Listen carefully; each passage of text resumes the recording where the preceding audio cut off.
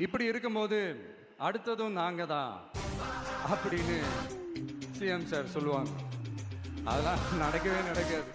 2வது முறை வந்ததெல்லாம் சரித்திரமே கிடையாது. கிரேட் வால் ஆஃப் சைனா கேள்விப்பட்டிருப்பீங்க.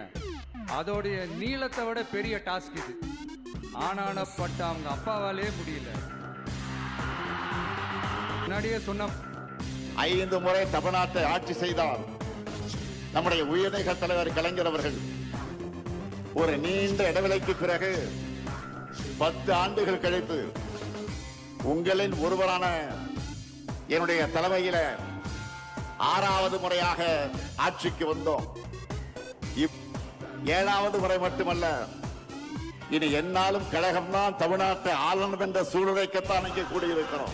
அதெல்லாம் சித்தப்பு ஒரே கூடி நின்று அதிசயமா என்ன வேடிக்கை பார்த்தாங்க. பின்ன பார்க்க மாட்டாங்க. இப்படி ஒரு தனியம் பிறந்துருச்சே, இது எப்படி சாகடிக்கலாம்னு பார்த்திருப்பாங்க.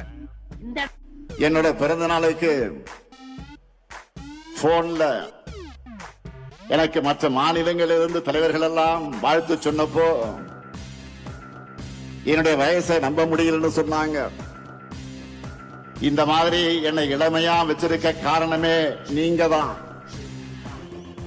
ஆன்மீக அன்பர்கள் சொல்லுவாங்க, என்ன தவம் செய்தனை, அதுபோல உங்களை எல்லாம் உடன்பிறப்புகளாக பெற நான் என்ன தவம் செய்தேனோ. என்னென்ன சொல்றான் பாருங்க. கம்பி கட்டுற கதையெல்லாம் எடுத்து போடுறாங்க.